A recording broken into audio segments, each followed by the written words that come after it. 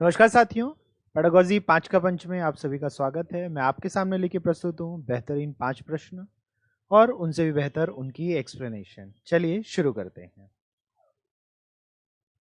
तो पहला प्रश्न जो आपके सामने प्रस्तुत है वो है, recognition of alphabets commences at the age of. वर्णमाला की पहचान की आयु में शुरू होती है।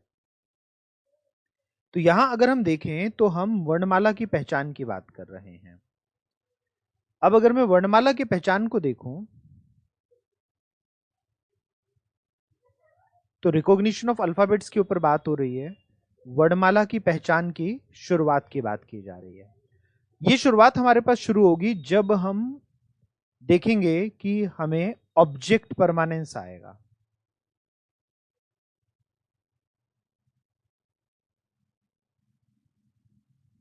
ऑब्जेक्ट परमानेंस वस्तु स्थायित्व आने के बाद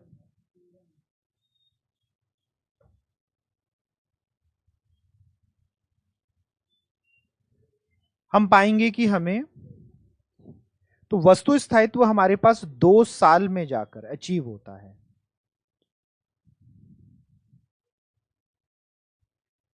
ये 2 वर्ष के उपरांत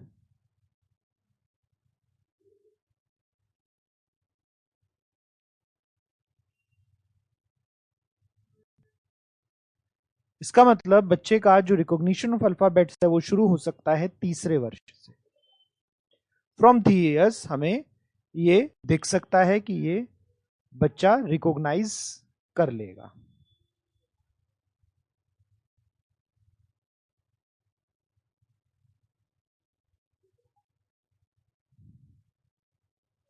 तो उत्तर यहां तीसरा होगा। चलिए अगले प्रश्न की ओर चलते हैं।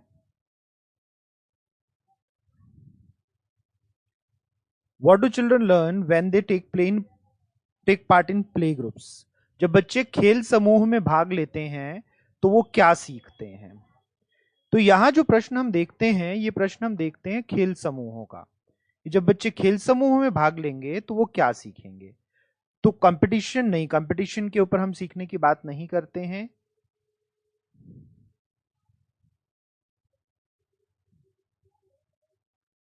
कोऑपरेशन, तो बिल्कुल हम कोऑपरेशन की बात करते हैं। अब हम जो सिखाएंगे बच्चे को कोऑपरेशन सिखाएंगे। कन्फ्लिक्ट नहीं, संघर्ष भी हम सिखाने की बात नहीं करते। तो यहां पे उत्तर हमें दूसरा देखने को मिलता है। जो हमारा प्ले का पर्पस है, वो प्ले का पर्पस है कि बच्चा कोऑपरेटिवनेस सीखे, बच्चा सहयोगात्मकता सीखे। चलिए अगले प्रश्न की ओर चलते हैं। Individualized education programs with intensive support to help students to consolidate their basic knowledge is referred to it. छात्रों को उनके बुनियादी ज्ञान को मजबूत करने में मदद करने के लिए गहन समर्थन के साथ व्यक्तिगत शिक्षा कार्यक्रम के रूप में जाना जाता है। तो यहां पे अगर हम ये देखें तो ये है एडवांस स्टडी पॉइंट प्रोग्राम, उन्नत अध्ययन प्रोग्राम, या इंट्रोडक्टरी कोर्सेज परिचयात्मक। तो हम इंट्रोडक्टरी कोर्सेज को देखेंगे कि ये बच्चे किसके लिए होता है। ये होता है इंट्रोडक्शन के लिए, ये प्रस्तावना के लिए होता है।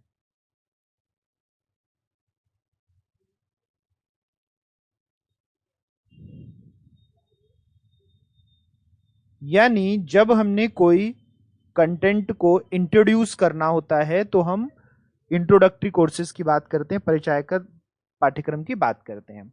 रिमीडियल कोचिंग, रिमीडियल कोचिंग हमेशा हमें देखने को मिलती है, ये सुधार के लिए होती है, उपचार के लिए होती है। तो रिमीडियल की कोचिंग जो हम देखते हैं वो देखते हैं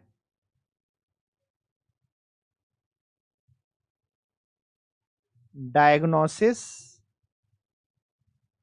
फीडबैक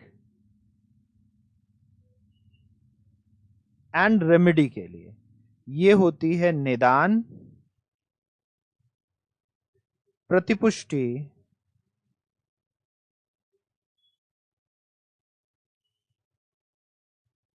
और उपचार के लिए।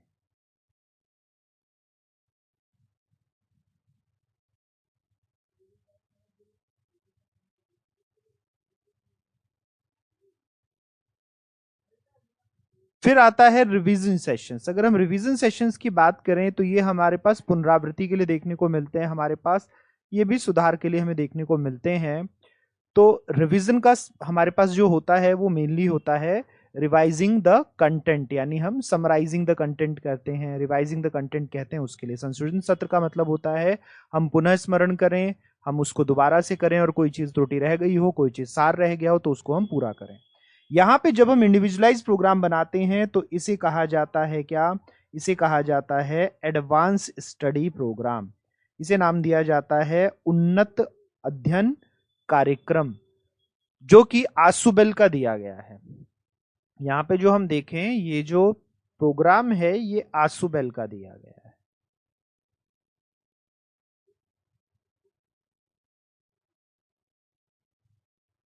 जो एडवांस ऑर्गेनाइजर्स देते हैं एडवांस स्टडी प्रोग्राम के लिए। चलिए अगले प्रश्न की ओर चलते हैं। Least important to develop understanding reading skills. तो यहां हमें डेवलप करना है अंडरस्टैंडिंग रीडिंग स्किल, पढ़कर समझने का कुशलता का विकास करना है। Getting the story told in your language, तो अपनी भाषा में अगर हम कहानी को कहते हैं तो ये बिल्कुल अंडरस्टैंडिंग रीडिंग होगी, पढ़कर समझना होगा। Making questions based on story, कहानी पर आधारित प्रश्न बनवाना, ये भी बच्चा समझकर ही बना पाएगा। Change the end of the story, कहानी का अंत बदलवाना, जब बच्चा कहानी को समझेगा तभी वो अंत बदल पाएगा। एक्सप्लेनिंग ग्रामर, कहानी पर आधारित व्याकरण समझाना। तो व्याकरण अर्थबोध से संबंधित नहीं है, तो क्योंकि व्याकरण अर्थबोध से संबंधित नहीं है तो और पूछा यही गया है का विकास सबसे कम महत्वपूर्ण क्या है, लीस्ट इंपॉर्टेंट क्या है, तो ग्रामर लीस्ट इंपॉर्टेंट है फॉर रीडिंग स्किल्स। पठन कौशल के लिए सबसे कम महत्वपूर्ण हमें देखने को मिलेगा व्याकरण समझना। और लास्ट क्वेश्चन को देखते हैं आज के। Which of the following is a Piagetian construct in the context of cognitive development of the child. जो हमारा बच्चों के संज्ञानात्मक विकास के संदर्भ में निम्नलिखित में से कौन सी प्याजे की संरचना है? अब अगर हम प्याजे की संरचना के हिसाब से देखें तो सीधा सीधा हमें उत्तर मिल जाता है स्कीमा, जो कि प्याजे ने कहा है किसके लिए, जो हमारे ज्ञान की संरचनाएं होती हैं। तो स्ट्रक्चर ऑफ नॉलेज को प्याजे कहते हैं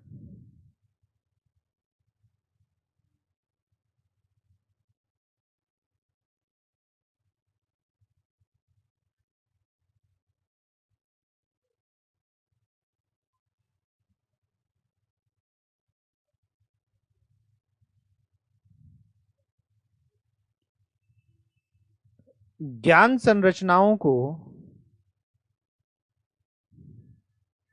प्याजे कहते हैं स्कीमा। तो उत्तर यहां पर तीसरा स्कीमा होगा।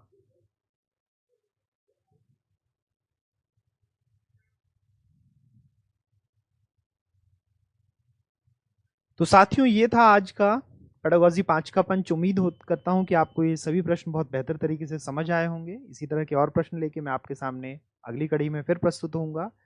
तब मिलेंगे साथियों। जितने साथी इस वीडियो को देख रहे थे आप सभी का धन्यवाद। आप सभी से अपेक्षा रहेगी निर्माणवाद का प्रचार और प्रसार करें ताकि शिक्षा को आनंददायी बनाया जा सके। फिर मिलते हैं साथियों, नमस्कार।